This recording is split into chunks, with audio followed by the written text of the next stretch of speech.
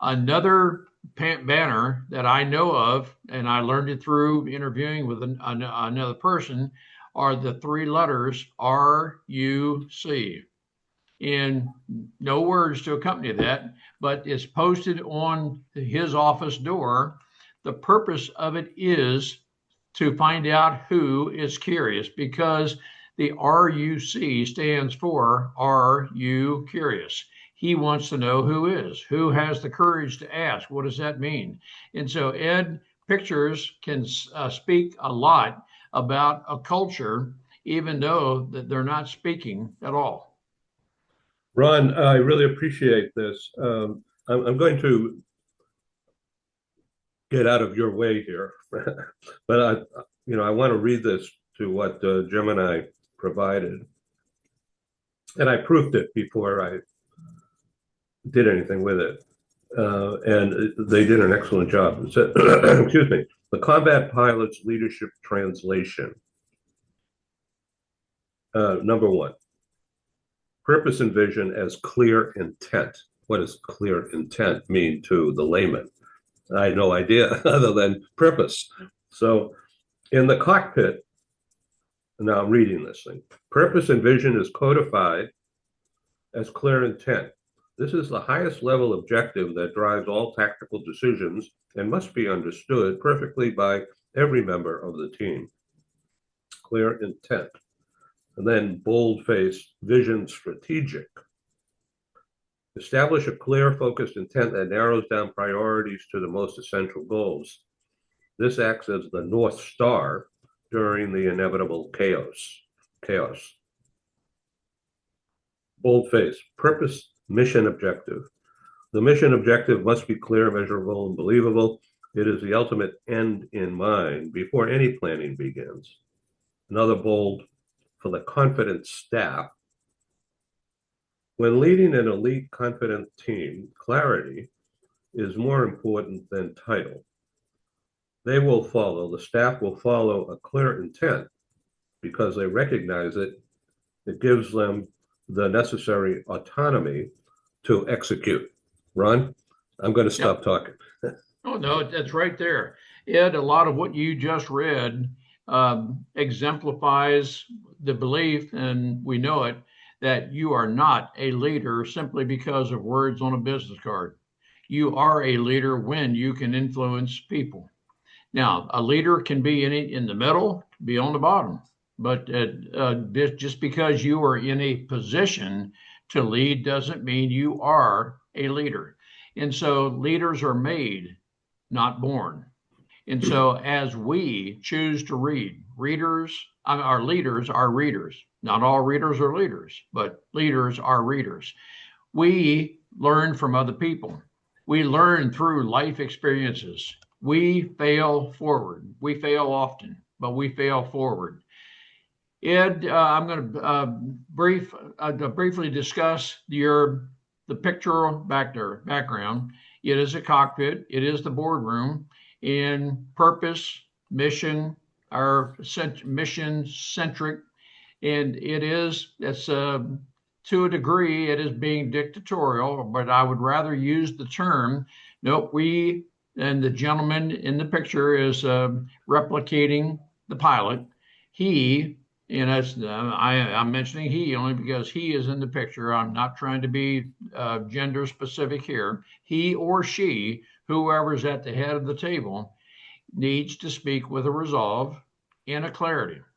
When the leader speaks with a resolve and clarity, and there's a culture of trust and respect, confidence will logically follow. We addressed that a little bit last week, but when the clarity of the company's objectives are clear, you don't have to bring this up with every conversation, but it's when it becomes the branding statement, when it becomes the clarity of the company, we know what we're about. We know we are about innovative thinking.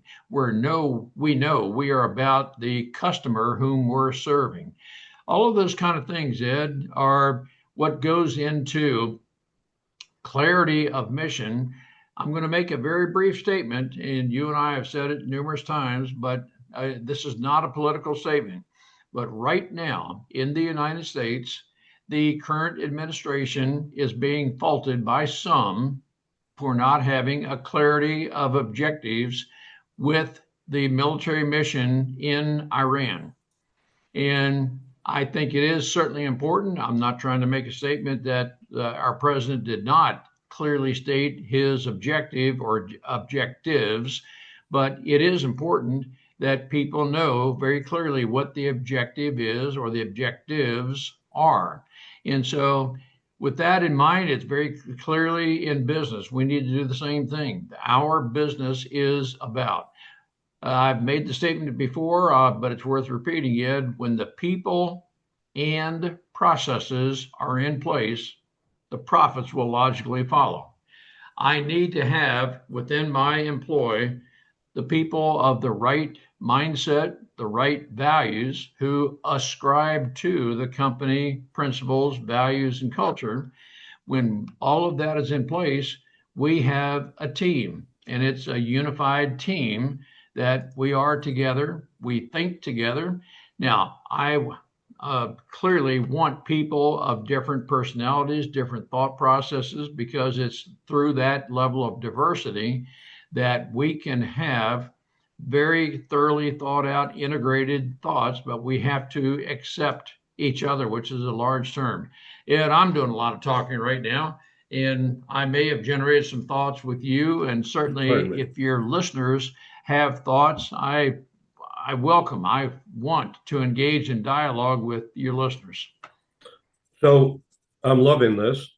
And I think the audience of business leadership, US and international, that will see this subsequent to today's live recording session. This is critical to understanding the military mindset and, frankly, about clear mission and publicizing it at this stage of the game. That would be stupid. And I think President Trump and the team, well, Secretary of State in particular,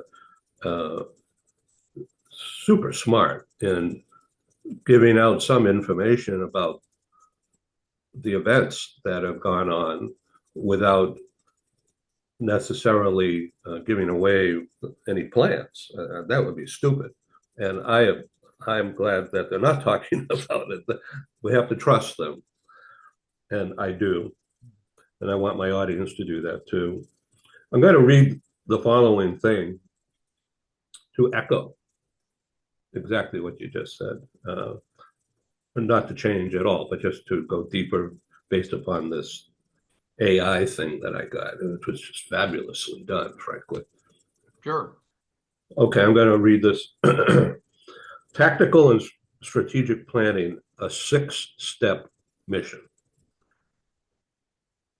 A combat pilot's planning process is a strategic framework for managing complexity and risk that translates directly to business.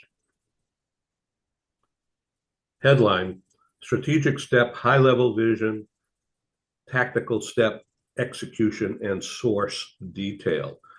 Gets into the weeds here, but it really makes sense. It's a straight line right through the thought process of clear intent to go back to that mission idea and what's required. So just an aside for the audience out there, Ron and I have never met in person. It's always been on the screen the past year or so, and more than 50 times, I think. So we've gotten to know each other and trust. And at times there's, as in any conversation, any relationship, a need for clarity. And I'm learning from Ron. And his discussions with me, private discussions in the past, in some respect, have talked about, where's my audience? Why aren't they all calling me? And so I've taken this to heart, and as my mission from Ron, my mission, uh, not as a whipping post to get on board, no, but to understand your own business, Ed, and translate to me, Ron, what's going on and what is wrong. There's something missing.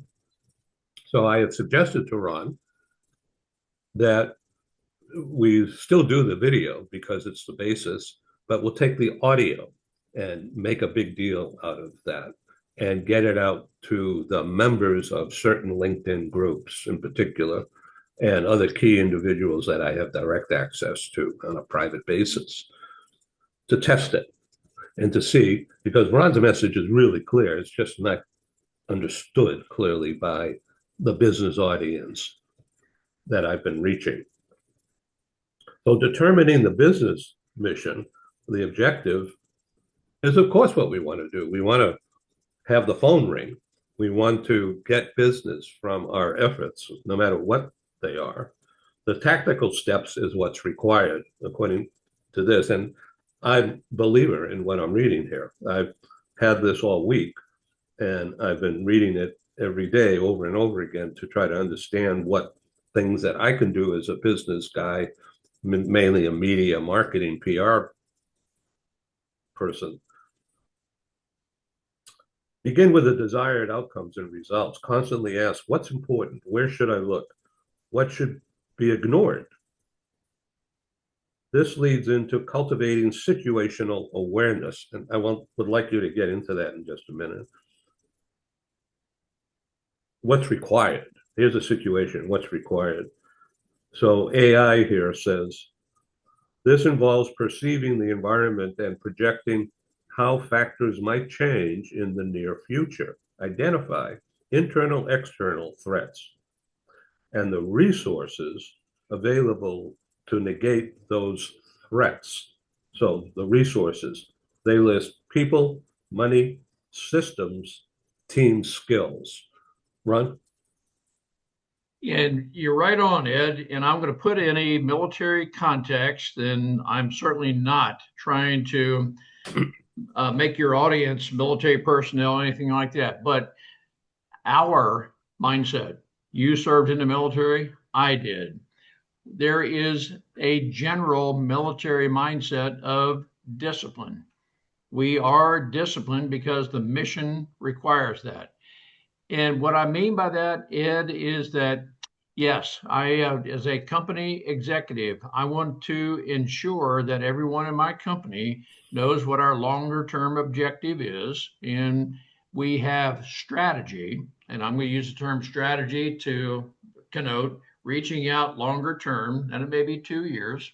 With the development of technology and the rapid rate of that, we may not be able to plan more than 2 years, maybe not more than one. But at least I am a strategic thinking person looking out as far as I believe we can.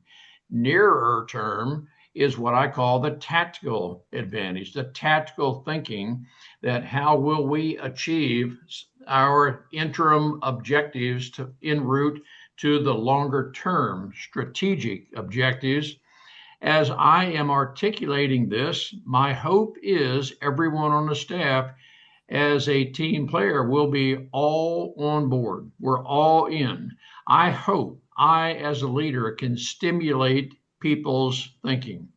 And by stimulating people's thinking, we're saying, okay, I know where we're going, and we have a diversity of thought. My leader accepts diversity of thought. We enlist that. But we know that not every thought is going to merit moving forward. And so maybe only 5% of the thoughts we put on the table will merit going forward, but the 95% that don't merit going forward doesn't associate anybody with negative thinking, failed thinking, anything. It just has nothing to do with your personality traits, anything about your way of thinking. No, that's hey, just keep the thoughts coming, because not everything is going to work in today's rapid technology advancing environment in which we're operating.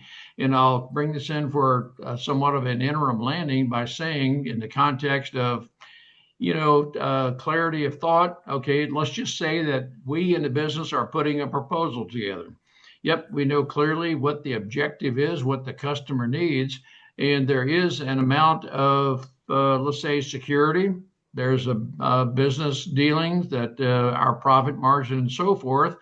Those are company proprietary terms, and I would hope that as a leader, everyone on my team would honor that. Well, we're not going to disclose that to another business. We must remain competitive. And so we as team members know our loyalty to our company, our leader, and hopefully trust and respect will warrant that. So this becomes a learning opportunity, a two-way street.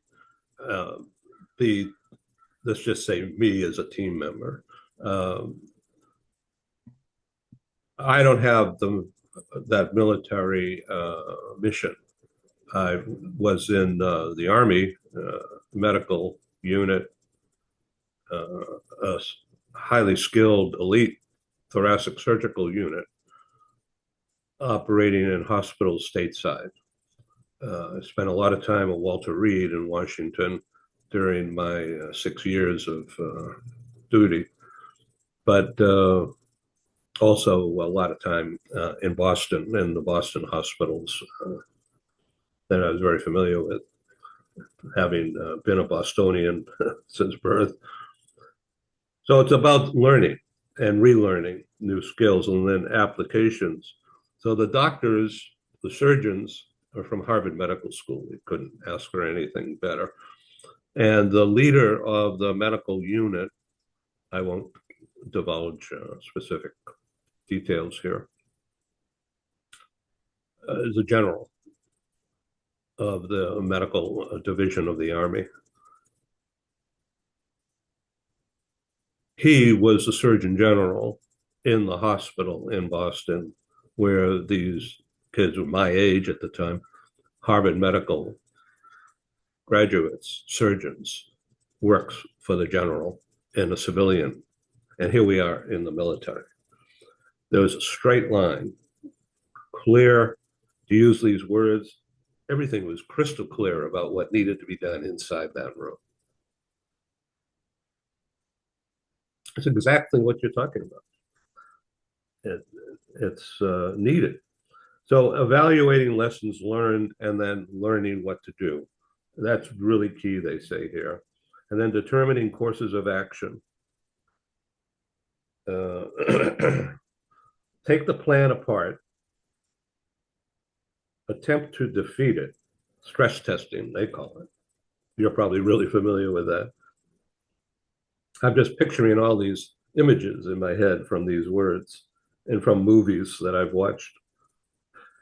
Create a detailed scripted response using predefined protocols. That means methods, ways to achieve. Yes, it does. Ed, I'll interject right here that part of the company culture is to have the right people on board. I am the kind of person who will make decisions somewhat quickly. I need people on my staff who are very analytical. I am analytical up to a point, but if my plan for whatever proposal we're putting together, my tactic, if there may be a way for this to fail, I'm going to ask. Okay, I want for some critical thinkers to think into the tactic that I have planned, or whatever it is we're pursuing. If this could fail, tell me where and how it could fail. I want those critical thinkers to tell me up front because I am not going to spend hours. I don't have the patience to put days, hours, months, weeks, whatever the time in to critically analyze. I do need people on my staff who are the people who will say, I tell you what, this plan could fail through the following means. I will then make an assessment of whether to move forward with, modify, do whatever. Ed, what I'm saying is I need the person on my staff who will critically think into, to a degree, they're negative thinkers. They're this, I'm looking for ways for this plan to fail. But I need people like that to thoroughly assess where the plan is, where my thinking is. And my hope is, and we've got to have a total team effort, that once these negative thinkers have done their job and I have made a decision to move forward, whether I modify my plan based on that negative thinker's assessment or just where we are, I hope I can garner unity with the resolve of my thinking, the charisma of my leadership, and we have the right people on board that, yep, we are moving forward with the leader's decision and we are in this as a team. Ed, that's the kind of culture that I hope that I, as a leader, every one of your listeners can create. And if somebody is not up to that because of cognitive inabilities, they are given immediate training or removed. And I would say yes to that, Ed, that I want to make certain that your values, and that is very core. I want to make sure your values align with mine, the company. And if you're on board with that, then you just need some training. I said, okay, fine. That's what I want to discern. And I will help train you to align your thinking with, and that's worth the effort. And so, Ed, I will have to make an assessment. Are you worth the resources for me to devote to you, to train you to have a better opportunity to be all on board with the team? And if your values align, I would say, yes, you certainly are. So let's talk about this, Ed. And I want to find out where you think I'm not going to assess you, but you tell me what you think your shortcomings are. And I'm going to help bolster your confidence that, yep, you are all in. But that's all part of working as a team. So they go on here planning for contingencies, and that's just what you were saying. Yes, and I will tell you, in the cockpit, we are always thinking about contingencies. Mission planning, mission centric. Our mission is to accomplish whatever our assigned objective is. As a flight team, 2 ship, 4 ship, however many aircraft we have in the flight, every one of us needs to be absolutely certain we know exactly what our objective is. We know exactly how we're going to accomplish this based on intelligence estimates. And I know, based on intelligence estimates, how I'm going to go forward if everything goes in accordance with plan. But I will say rarely, Ed, rarely does everything go as planned when we're in flight. We have to be able to think within maybe a quarter of a second, literally, how we're going to adjust to make sure we accomplish the mission while doing everything we can to ensure the safety of our crew members and the assets that we're using. We want to bring all the people, all the assets, all the aircraft back home with the ordnance expended. But to do that, I have to be able to think quickly, critically.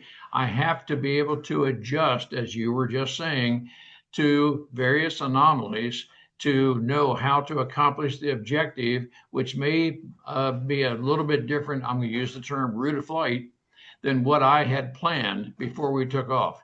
But I have to be able to adjust to that. And I have to have team members who are saying, my leader knows what he or she is doing. We will accomplish the objective. I'm all a part of the team.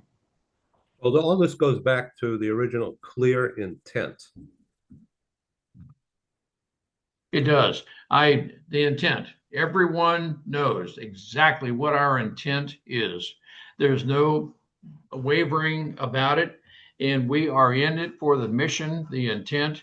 We know exactly why we're here, what we're doing for this particular mission, this flight in this example, but yet for the corporate objective, this may be proposal, but we may be doing something a little bit different. AI certainly is an emerging technology. The company leader may say, we will necessarily have to make adjustments to incorporate AI to best use that. In the corporate executive could be dictatorial in a way that says, this is the way we'll do it, but I think a way to do it is to enlist innovative thinking from different people. How might we incorporate various things, but in keeping in mind our longer term strategic objective is our mission centric purpose is everybody knows it. So how can we achieve that while incorporating evolving technology? That to me is, Ed, is how we incorporate very unified teams in a dynamic, multidisciplinary environment. This leads to the next headline. Is this, audience, we didn't script this, but it's turning out to be a really dynamic lesson plan here. So the headline here, you'll get it right away. Here's the headline: Leading a Confident Staff, Mutual Support. That's exactly what you were just saying. And that it is. And Ed, mutual support, that is a military term we use, mutual support. Mutual. We are looking out for each other. Situational awareness, it all goes together.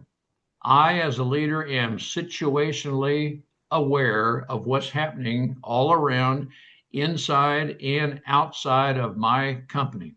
I am aware of, as much as I can be, what is happening in the lives of everyone on my staff.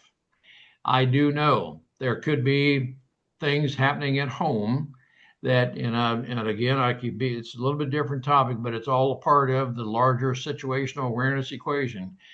Whatever is happening at home will necessarily affect the way you work, your mindset at work. I want to be a leader that but beyond doubt, my compassion includes your home environment. I'll never invade your privacy, but I want you to know that I want to be involved with and to help you through any matters that are affecting you at home, because I know the continuum between home and work, it will necessarily affect your work environment. I don't fault you for that. It's just, it is what it is. But situational awareness, Ed, yes, that we are totally situationally aware of the surroundings, of what's happening in the environment, technology, the evolution of that. I know what's happening in our company, and I'm very situationally aware of everything that's happening. When we have leaders who are just that way, then those within our circle of influence know that we are a very highly functioning team, because I know my leader cares for and cares about me. I know that. I have the confidence, because our trust and respect is just an everyday part of our culture. Again, I'm going to go back to the signs, that sign that says cannot be done with a line through. Nope, we'll figure out a way to do that. RUC, are you curious? We welcome. Well, I want to do everything I can to stimulate your creative thinking, because it is through the innovative and creative thinking that we will advance our company, and we are all in this as a team. Ed, I might seem to be all over the map, but this is all a part of culture and everything that a very creative culture is about. Moving forward, the profits will logically follow when the people and processes are in place. We have about 10 to 15 minutes remaining. So before we come in for a smooth landing. So they say here, when a staff is already confident, their challenge is not capability, but coordination and managing human error. That's exactly what you were talking about. The pilot's experience addresses this directly. Boldface, prioritize mutual support. This is, in quotes, peer accountability at its most refined, end quote. And this means team members must put a peer's and the team's success above personal self-interest. And Ed, that is a very much a part of a very productive culture, mutual support. Ed, you're not a threat to me. Nobody on the staff is a threat to me. I would hope every one of my staff members feels that. Whatever I know, whatever I have learned, I want to share with you, because I know my leader is not going to advance you, because you're going to be very protective of your position in the company, your salary, and so forth, that Well, you would never tell me anything that you just learned because that may put me at a competitive advantage over you. No, we're here as a company, we're here to share.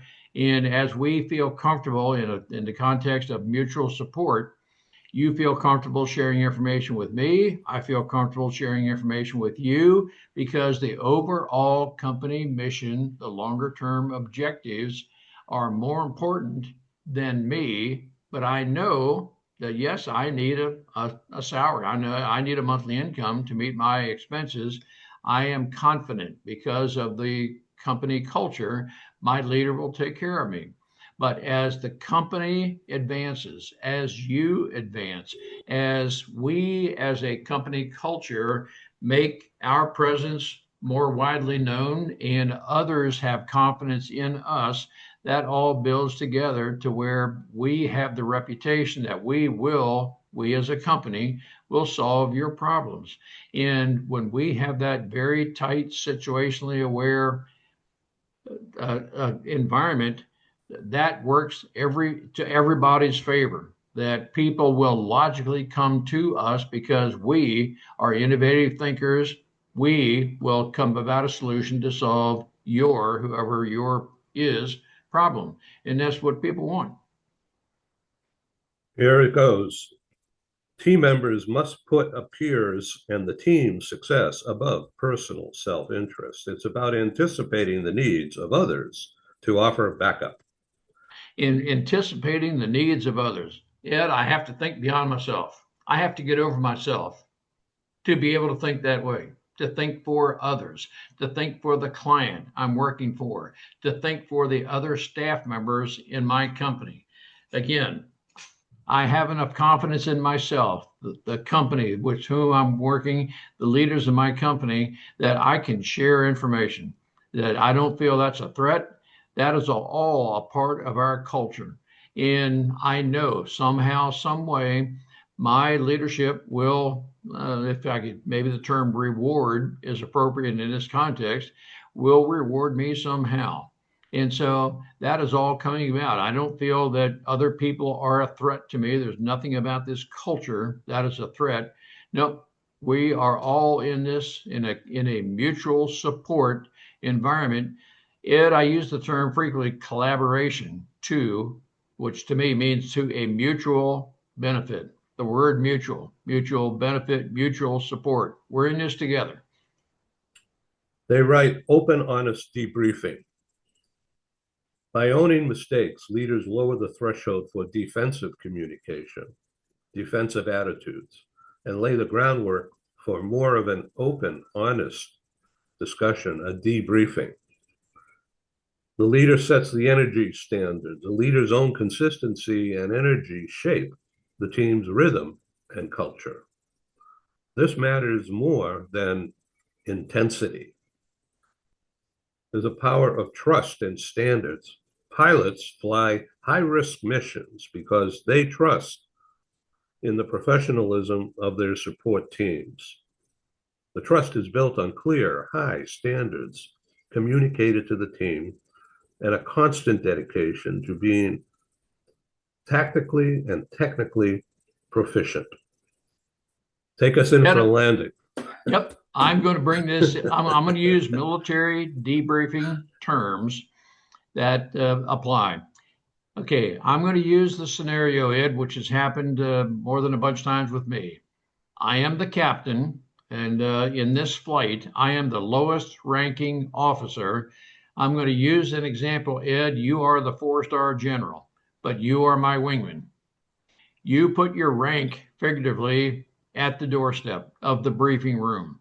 I, as a flight lead, I have gone through the training to lead and plan this flight. You are a 4-star general. I respect that, but I am the flight lead. You are expected to have a flight discipline that aligns with and supports the flight lead. Again, I am the flight lead. I'm talking very dogmatically, and some people may think very dictatorially, but in the context of a flight, I have planned this mission. I know exactly how we're going to accomplish the mission, and I am a critical thinker. I know what our primary objective is, our mission, our purpose. I know everything about that. And in the context of thinking ahead, critical thinking, I would hope that everyone in the flight has confidence in me that yes, I will bring each one of us back safely after having accomplished the mission. Debriefing, which was the original premise of your situation that we're talking about. Again, I'm in charge. I am the one that's responsible for did everything go in accordance with mission? How can we do things better? I'm a believer, Ed, that every person, every process can be improved all the time. How can we improve what we did? And as we hopefully enjoyed success, we'll high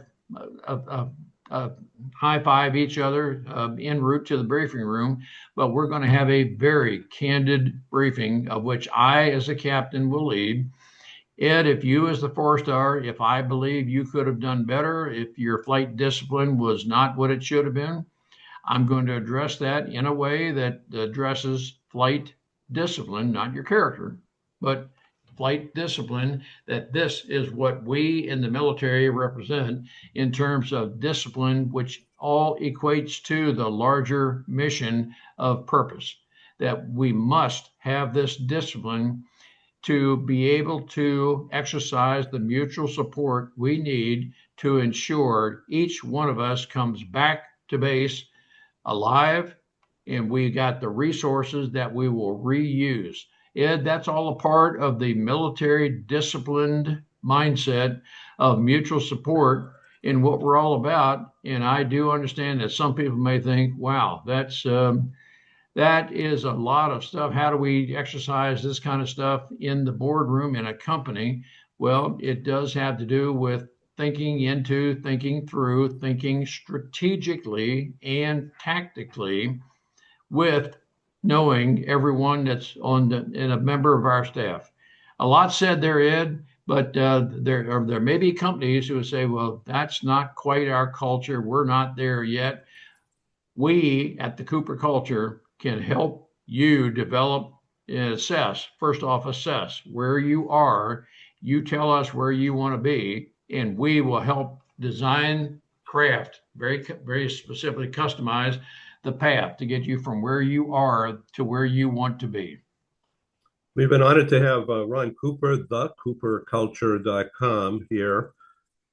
This is the epitome, the personification of the Tom Cruise movie character, Top Gun.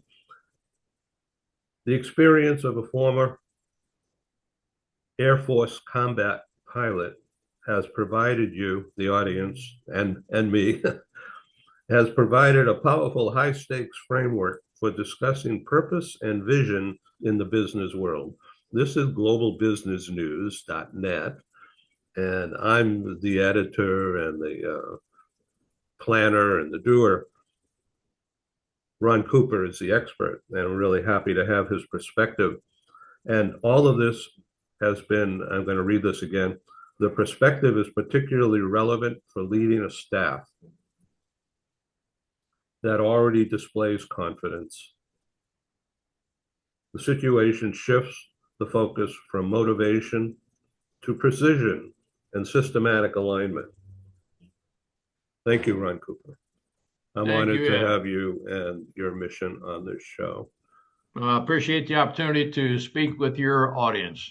Thank you, sir. Bye-bye. Thank you. Bye.